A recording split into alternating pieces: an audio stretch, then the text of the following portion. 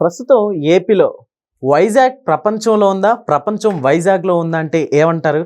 రీసెంట్గా చంద్రబాబు నాయుడు గారు మాట్లాడుతూ వైజాగ్లో 50 అడుగులకి ఒక చోట పోర్ట్ ఉండబోతుంది, రాబోతుంది అంటున్నారు. ఒకసారి డిస్కస్ చేద్దాం దీని గురించి. ప్రస్తుతం మనతోటి పొలిటికల్ అనలిస్ట్ సిఎస్ రావు గారు ఉన్నారు. వెల్కమ్ చెప్దాం. Hello sir. హలో. ఏంటి సార్, అంటే చంద్రబాబు నాయుడు గారు చేసిన ఈ కామెంట్స్ ఎప్పటికల్లా అవుతాయి అంటారు? అసలు ఎలా చూడొచ్చు దీన్ని? ఒక చర్చ అయితే పెట్టగలిగారు. అవును, ఎందుకంటే విశాఖపట్నం అనేది ప్రపంచంలో ఉందా, ప్రపంచమే విశాఖపట్నం తోటి ఉందా అనేటువంటి చర్చ జరిగేలా ఆయన చేయగలిగారు చంద్రబాబు నాయుడు గారు. అది ఆయన విజన్. ఎలా చేయగలిగారు అని అంటే, ఇప్పుడు విశాఖపట్నంలో ఒక పెద్ద డేటా సెంటర్ వస్తుంది.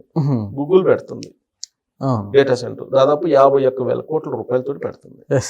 అది ఆ డేటా సెంటర్ అనేది అమెరికాలో గూగుల్కు ఉండేటువంటి తర్వాత అత్యంత పెద్దది, ఆసియాలో పెద్దది. ఓకే. మరి ఇది పెట్టినందువల్ల ఏంటి ఉపయోగం అనేది చాలా మంది అనుకోవచ్చు. ఇది పెట్టినందువల్ల ప్రపంచం మొత్తం కూడా వైజాగ్ తోటి అనుసంధానం అయి ఉంటుంది. సీ కేబుల్ తోటి ప్రపంచం మొత్తానికి ఇది అనుసంధానం అయి ఉంటుంది. ఈ డేటా అనుసంధానం అయి ఉంటుంది. ఓకే. సముద్రం భూగర్భంలో నుంచి కేబుల్స్ వెళ్తాయి, ఇంటర్నెట్ కేబుల్స్. ఈ కేబుల్స్ డేటా ఎక్కడి నుంచి వస్తుంది? మనకి కేబుల్స్ నుంచి వస్తుంది. డేటా సెంటర్ నుంచి కేబుల్ నుంచి ట్రాన్స్పోర్ట్ అవుతుంది. ఓకే. ఈ కేబుల్స్ ఎక్కడ ఉంటాయి? సముద్ర భూగర్భంలో ఉంటాయి. సో ప్రపంచం మొత్తం ఎక్కడ అనుసంధానం అయింది? వైజాగ్ లో అనుసంధానం అయింది.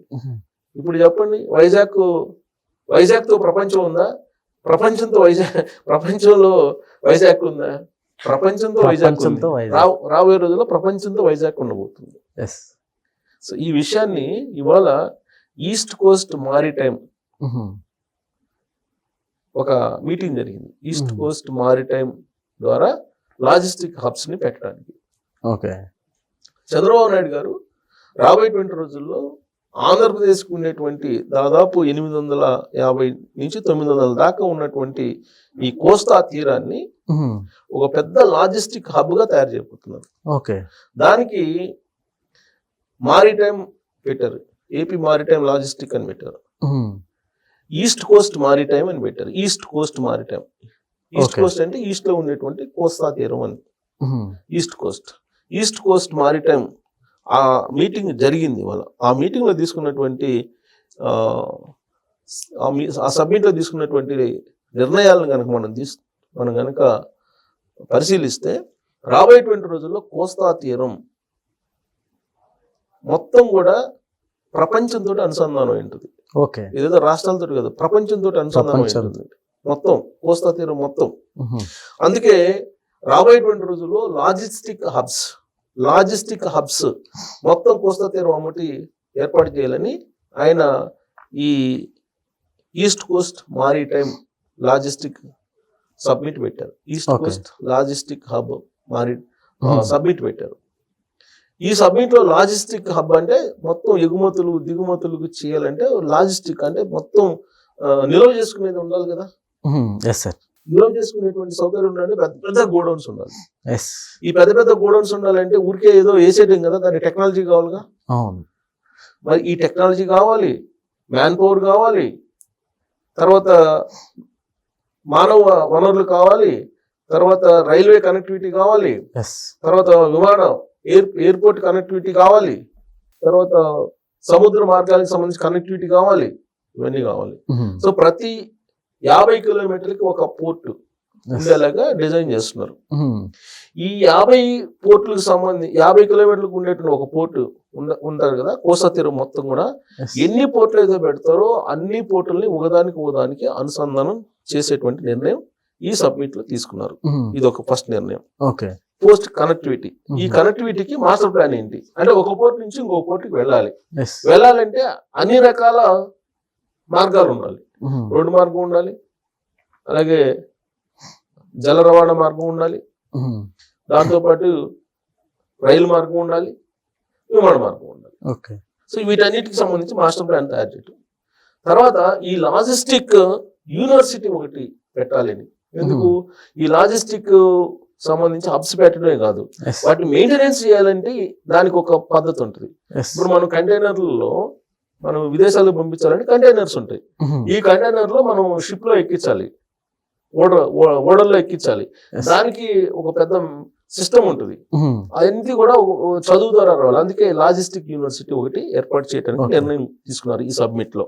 ఇవన్నీ అవటానికి ఎప్పటి వరకు పట్టదు సార్ మామూలుగా? డ్యూ కోర్స్ లో అవుతాయి, ఒకటి ఒకేసారి సడన్ గా అయితే కావు కదా. ఒక మాస్టర్ ప్లాన్ తయారు చేయాలి. ఇప్పుడు హైదరాబాద్ 2020 విజన్ తయారు చేశారు. ఎప్పుడు 99 లో తయారు చేశారు. ఇప్పుడు ఎంత 2025, 25 సంవత్సరాల తర్వాత ఇప్పుడు కనిపిస్తుంది. విజన్ తయారు చేయటమే కాదు, ఆ విజన్ ని కరెక్ట్ గా తీసుకెళ్లేటువంటి పరిస్థితులు కూడా అనుకూలంగా ఉండాలి కదా. చంద్రబాబు నాయుడు గారు 2019లో ఓడిపోయారండి. ఏమైంది? అదే ఓడిపోకపోతే ఇంకొక ఎప్పుడో ఈ పాటికి విజన్ అనేది ఒక లెవెల్కి వచ్చేసింది. సో అలాంటివన్నీ ఉండకుండా ఉండాలి. ఒక విజన్ అయితే తయారు చేశారు ఆయన. లాజిస్టిక్ పార్కులు, ఎక్కడెక్కడ పార్కులు ఏర్పాటు చేయటం, విశాఖ, అమరావతి, తిరుపతి ఈ రాష్ట్రాల్లో ఎయిర్ కార్గో రవాణా, ఎయిర్ కార్గో అంటే మనం కార్గోలో పంపిస్తారు. ఈ 3 చోట్ల ఎయిర్ కార్గో పెట్టడం. తర్వాత ఇది మొత్తం కూడా లాజిస్టిక్, ఇది మొత్తం కూడా జిఎస్టిపిలో ఇది కనీసం 3% ఉండాలని ఒక నిర్ణయం తీసుకున్నారు. జిఎస్టిపిలో షేరు ఎంత ఉండాలి, 3% ఉండేలాగా చూడాలి. పోర్ట్ ఆధారిత ఎకానమీ దాని మీద దృష్టి పెట్టారు ఇప్పుడు. ఎందుకంటే ఏ రాష్ట్రానికి కూడా లేదు కోస్తా తీరం. ఇప్పుడు మనకి తెలంగాణకు కానీ వీటికి లేదు కదా. సో అక్కడ దానికి సంబంధించి ఆ పోర్ట్ ఆధారిత ఎకానమీ కావాలని చెప్పి ఒక నిర్ణయం తీసుకున్నారు. దీనికి సంబంధించి ఆర్సెల్ మెటల్ అనకాపల్లి స్టీల్ ప్లాంట్ పెడుతుంది. ఇనుప ఖనిజం విశాఖ పోర్టు ద్వారా ట్రాన్స్పోర్ట్ చేయాలనేటువంటి నిర్ణయం తీసుకున్నారు. దానికి అనుసంధానంగా టౌన్షిప్ పెట్టాలనేది అక్కడ ఒక నిర్ణయం తీసుకున్నారు. మూలాపేట, మచిలీపట్నం, రామాయణపట్నం, కాకినాడ సెస్ ఈ మొత్తం 10,000 ఎకరాలు భూమి ఈ అవసరాల కోసం వినియోగించాలని నిర్ణయం తీసుకున్నారు. తర్వాత 90% మొత్తం బల్క్ కార్గోని ఉంది. ఇప్పుడు కంటైనర్ల కార్గో కింద మార్చాలనేటువంటి ఇంకో నిర్ణయం కూడా ఈ సబ్మిట్ లో తీసుకున్నారు. దుగరాజపట్నం సహా వివిధ ప్రాంతాల్లో షిప్ బిల్డింగ్, అంటే షిప్లు తయారు చేయాలి కదా, షిప్లు ఏమో రావు కదా, షిప్ బిల్డింగ్ అక్కడే జరిగేలాగా, అలాగే రిపేర్లు వస్తే అక్కడే జరిగేలాగా, కంటైనర్లు కూడా అక్కడే తయారు చేసేలాగా, అలాగే షిప్ రీసైక్లింగ్ చేస్తారు షిప్ ని, ఆ రీసైక్లింగ్ చేసేలాగా ఈ పరిశ్రమలన్నీ కూడా అక్కడే పెట్టేలాగా ఒక నిర్ణయం తీసుకున్నారు. దీంతో పాటు digital logistics, cargo tracking, general గా కార్గో ట్రాకింగ్ చేస్తారు. ఇప్పుడు మన GPS పెట్టి వెహికల్స్ ఎలా చేస్తారో అలా ఇవన్నీ కూడా రావాలి.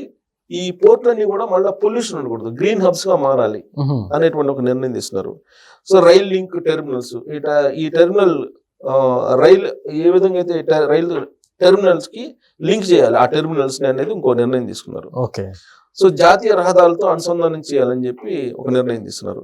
దీని అంతటి చేయాలంటే కనుక ఇప్పుడు లాజిస్టిక్ కార్పొరేషన్ అనేది ఒకదాన్ని ప్రత్యేకంగా ఏర్పాటు చేయడానికి ఆంధ్రప్రదేశ్ ప్రభుత్వం సిద్ధమైంది. ఆ కార్పొరేషన్ ఏర్పాటు చేసి, ఆ కార్పొరేషన్ ద్వారా ఫండ్ రైజ్ చేసేసి ఇవన్నీ ఏర్పాటు చేయాలని, లాజిస్టిక్ పార్కులు, పోర్ట్లు, అలాగే అంతర్గతంగా జల రవాణా, అంటే సముద్రంలో జల రవాణా, ఇవన్నీ కూడా ఒక పాలసీని తీసుకురాబోతున్నారు. ఇంకా తీసుకురాబోతున్నారు, దాని మీద స్టడీ చేస్తున్నారు. దీనికోసం ఒక 20 మంది తోటి ఒక సలహా బోర్డుని ఏర్పాటు చేస్తూ నిర్ణయం తీసుకున్నట్టు ఆయన అనౌన్స్ చేశారు ఇవాళ. సో ఈస్ట్ కోస్ట్ లో మొత్తం, ఈస్ట్ కోస్ట్ అంటే గుజరాత్, ఈ తమిళనాడు ఇవన్నీ ఉన్నాయి. ఈస్ట్ కోస్ట్ లో నెంబర్ 1 గా ఆంధ్రప్రదేశ్ ఉండాలి అనేలాగా ఆ పాలసీని తయారు చేయబోతున్నారు. సో టెక్నాలజీ హబ్ గా ఎలాగో విశాఖ ఆల్రెడీ ఉండబోతుంది, డేటా సెంటర్ వస్తుంది కాబట్టి ఇదంతా కూడా కావాలంటే పవర్ ఉండాలి. అందుకే 500 గిగావాట్ల గ్రీన్ ఎనర్జీ తయారు చేయబోతున్నారు.